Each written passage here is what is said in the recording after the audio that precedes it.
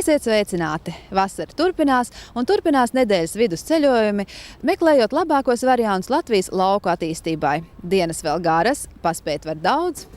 Tāpēc šoreiz kāpām Baltijas augstākajā kalnā Munemeģī, lai palūkotos, kā savas vietējās varas un līdz ar to ikdienas dzīves un sadzīves lietas kārto kaimiņi igauņi. Igaunijas dienvidmala braucēji sagaida visai zaļa. Tāpēc rītā grumā autobusu pieturā sastaptās pilsētiņas iedzīvotājs priecājās par iespēju sarūpēt vitamīnus ziemai. Sēņu un ogu esot daudz. Taujāts par dzīvi nesūrojās, no pensijas pieniņam maizītais sanākot. Vai mēdzot aiziet arī uz Latvijas pusi? Jā, tur aptiekās zāles lētākas. Bet latviešiem sava nauda, igauņiem sava. Vienā pusē lati, otrā kronas. Tad nu jāmaina valūta.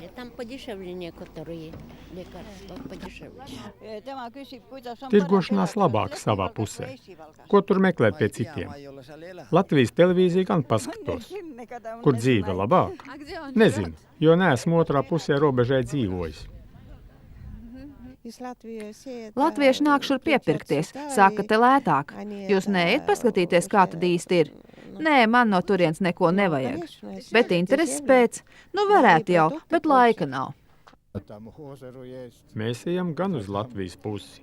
Tur jauks ezers, kur peldēties. Vai salīdzināt, kā Latvijā dzīvo? Nē, bet runā, ka mazliet sliktāk nekā pie mums. Bet kā jūs pats šeit dzīvojat? Nesmu pensionārs. Dzīvot var. Vai pilsētas mērija labi strādā? Jā, protams, labi. Daudz dara, visu sakārto. Un ceram, ka arī būs vēl labāk. Tad jau labus deputātus esat ievēlējuši. Nu jā, kāpēc tad sliktus vēlēt? Komandējuma laikā esmu pamanījusi, ka ziemeļu kaimiņi vismaz noteikti ir lielāki optimisti nekā lietuvieši un mēs paši, un pirmajam sastaptajam pretimnācējam nesūrosies, bet gan rādīs priecīgu vaigu.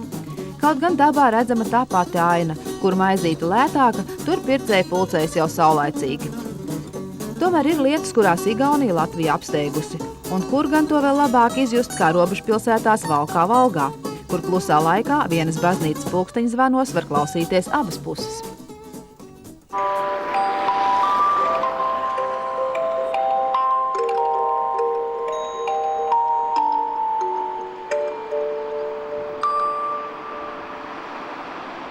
Katrā gadījumā mēs esam kavējušies, jo viņu pašvaldības visos jautājumos ir daudz priekšā mums Latvijai. Jo viņu apriņas ir spējīgas lemt jautājumus valdības līmenī, ja, kas turpretī uz mums uz vietas nav Latvijā. Un arī pagasti viņiem ir jau izveidot daudz lielāka, kāda šobrīd ir pie mums. Ja. Un galvenokārt es uzskatu, ka viņiem nāk Valgā ļoti daudz investīcijas iekšā, pie viņiem ierodās arī ļoti daudz ministri, kas risina šīs pilsētas jautājumus un problēmas. Jāsaka, gan katru mēnesi Igaunijas Valgā kaut ko atklāja jaunu. Pagājušajā gadā atklāja viņiem jaunu lasītāju biblioteku, gan jaunākai, gan vecākai paudzei. Šogad pie viņiem atklāja jaunu poliklīniku slimnīcu. Ja. Visdrīzākā laikā viņiem būs uzbūvēts jauns stadions, notiek plānveidīga pilsētas labiekārtošana, kurai līdzekļi tiek izdalīti. Bet, ja mēs runājam par mūsu pašvaldībām šodien Latvijā, ja, tad mūsu pašvaldībās budžeti ir visi samazināti uz minimumu. Ja, un, ja mēs runājam par tiem uzkrājumiem, kas ir izveidojies īsā laika periodā, kā saka mūsu bijušais prezidents Šķēlskungs, ja, tad es uzdodu jautājumu, no kā ir izveidojies šis uzkrājums. Es uzskatu, ka tas izveidojas no rajona un pilsētu pašvaldību un pagastu pašvaldību neiedotās naudas. Tas ir gan bērnu dārziem, gan bērnu dārzu audzinātājiem, gan arī skolām. Viņiem valdība laikam tik bieži nemainās, ja, un man ir tāda sajūta, ka viņa ministra vairāk vispirms apceļo Igaunijas valstu un tad ceļo kaut kur tālāk. Un es ieteiktu arī mums vispirms apceļot mūsu Latviju, redzēt, kāda ir Latvijas ceļi. Man ir žēl, piemēram, braucot pa Cēsu rajonu, jā, par mūsu latviešu tām vietām, kur ļoti daudz ceļo, ka šie ceļi aizaug, ka kādam jāskrien pa priekšu, lai varētu pēc tam ar mašīnu izbraukt. Tā kā te ir daudz ko padomāt. Nav mazsvarīga loma tam, ka igauņi bijuši krietni straujāki pašvaldību reformatori un jau kā 5 gadus svītrojuši no aprites sovietisko rajonu jēdzienu, vietā liekot apriņķus. Notika tā, ka 1992. gadā rajona padomes pašlikvidējās, jo pazuda to funkcijas. Arvien mazāk nācās ko darīt. Visu pārņēma vietējās pašvaldības, un tā kā jau teicu, kopš 1992. gada Igaunijā nav divu līmeņu vietējās varas. Ir tikai pilsētas un pagasts. Un tas ir pareizi, jo katrai pašvaldībai vieglāk pieņemt lēmumus, risinot jautājumus, nekā agrāk rajonu līmenī. Kaut Viru apriņķis nav liels, 43 000 iedzīvotāji, tomēr stingri atšķiras pagastu intereses. Ja jautājums risina rajonu līmenī, vienmēr kāds būs ārpus spēles, bet tagad katra pašvaldība saprot, viss ir tikai pašu rokās.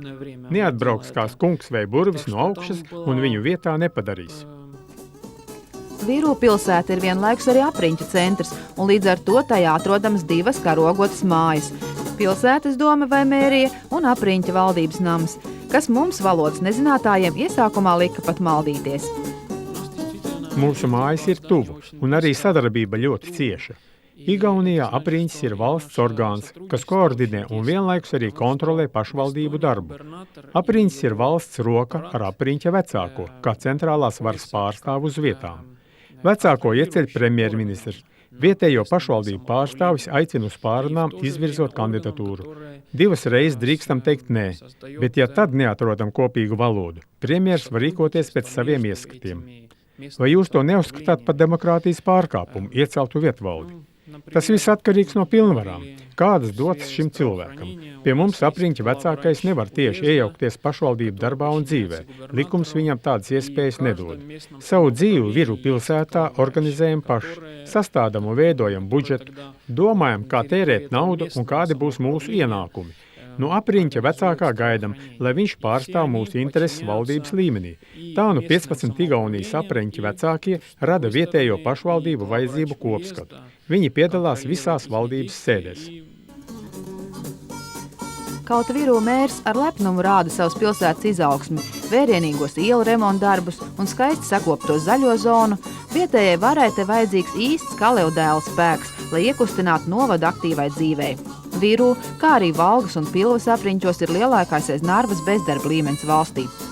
Tāpat kā pie mums, oficiālie bezdarba raksturojušie skaitļi ir mazāki par īstenajiem. Reāli bezdarba šajā Igaunijas dienvidu zonā esot 15–16% iedzīvotāju. Agrāk 1000 roku pāru prasīja valstī lielākais siera kombināts. Tagad tā ražošanas apjomi 5-kārt samazinājušies. Un pat pašā Viru vietējais ražojums netiek godā celts, tik liela ir konkurence. Arī mēbeļnieki kaut ražo ļoti labu produkciju, šais laikos iztiek ar krietni mazāku skaitu galdnieku. Tiesa gan, apriņķī vairojas kokapstrādes uzņēmumi, jo meža visriņķī, un tas ir glābiņš. Mazliet vēl Viru šuj, taisa apaus, bet galvenokārt pērk un pārdod. Pilsētā 300 veikali, un netrūkst arī Viļņas tirgus braucēju. Te nu plaša joma apriņķa vadībai. Jā, tā būtu jābūt. Jādara viss, lai par mums uzzinātu investori, jāgādā par ceļiem un telekomunikācijām, bet nav Igaunijas dienvidiem valsts programmas bezdarba likvidācijai. Šajā sakarā 10 pašvaldības izteica pretenzijas apriņķa vecākajam. Nejūt viņa darbu svarīgākajos jautājumos – ceļu un elektrolīniju būvē, telefonu sakaru uzlabošanā. Nu nevar pat ar roku sasniedzamo Latviju sazvanīt. Bet tomēr premjers nepiekrita apriņķa vecākā nomaiņai. Iemeslam jābūt vēl svarīgākam, lai to darītu. Pēc likuma 3 lielām kļūmēm. Tātad vecākā nomaiņu nepanācām, bet labums no tā visa bija. Piesaistījām uzmanību, notika pat speciāla ministru kabineta izbraukuma sēde un beidzot sāka runāt par speciālu Dienvidigaunijas attīstības programmu. Bet nu īstais brīdis ieskatīties apriņķa vadības namā, gan Viru, gan Valgā visnotaļ iespaidīgos. Igaunijā šobrīd ir 15 apriņķi, tieši tik, cik pirms tam bija rajonu. Apriņķis sastāv no daudzām pašvaldībām, un tā uzdevums gādāt, lai tās varētu mierīgi dzīvot, lai nebūtu savstarpēji problēmu, bet būtu saistība ar valsti, lai attīstība noritētu vienmērīgi. Apriņķis dala naudu un gādā par dotācijām un investīcijām. Cik ierēdņu strādā jūsu mājā? Jāpaskatās vēsturē. Tad rajona padomes bija iestādījums ar nodaļām, kurām bija juridiskas tiesības. Piemēram, liela kultūras, izglītības un lauksaimniecības nodaļa. Tagad apriņķī 60 ierēdņu un vēl neliels apkalpojošais personāls, šoferi, apkopējs. Mēs domājam par štatu samazināšanu. Likums nenosaka, cik cilvēkiem te jābūt. To nosaka budžets. Galvenais – nepalielināt pārvaldes izdevumus. Vai apriņķu nav pa daudz? Mums ir Tallina plus Harjumā, kur apriņķī dzīvo 500 000 iedzīvotāju, bet vidējais skaitlis – 60 000 iedzīvotāju. Kur ļaužu vairāk, strādāt grūtāk. Arī pārvaldes aparātam jābūt lielākam, jo apriņķa centrs tālāk, jo tas attālinās no konkrētā cilvēka. Viņam savu lietu kārtošanai jātērē vairāk enerģijas, naudas un laika. No komandējuma laikā redzētā un dzirdētā sapratām, ka galvenās lietas vienkāršam iedzīvotājiem tomēr kārtojams pagastnamā vai pilsētas domē. Tāpēc jautājām Viru mēram visai tieši. No jūsu teiktā izrieta, ka esat ļoti patstāvīgi. Kā saprast to, ka sēžat tādā mazā mājā, bet apriņķa centra nams ir tik liels un tur tik daudz darbinieku? Jā, apriņķa darbiniekiem funkciju daudzums samazinās. Galvenokārt paliek kontrole. Naudas sadale, vietējo likumu radīšana un tā tālāk. Uzdevumi, kas pāriet vietējo pašvaldību rokās. Tā kā domāju, ar laiku vajadzība pēc apriņķa vadības atmirst. Paši tiksim galā. Varbūt vietā stāsies sadarbības padomes, kādas tagad organizējam. Ik pa laikam tiekamies pa vienam pārstāvim no katras apriņķa pašvaldības, lai risinātu kopīgus jautājumus. Es varu teikt, ka man jau šodien apriņķis būtībā nav vajadzīgs. Mums ir labi speciālisti un arī labi sakari ar Tallinu. Paši ar visu tiekam galā un bez palīdzības. Martā Igaunijā sākās debats par to, ka valdībai vajadzētu nomainīt Mercedes pret vienkāršākām mašīnām, un vienlaikus atsākās runas par to, ka 15 apriņķi tas ir par daudz un par dārgu.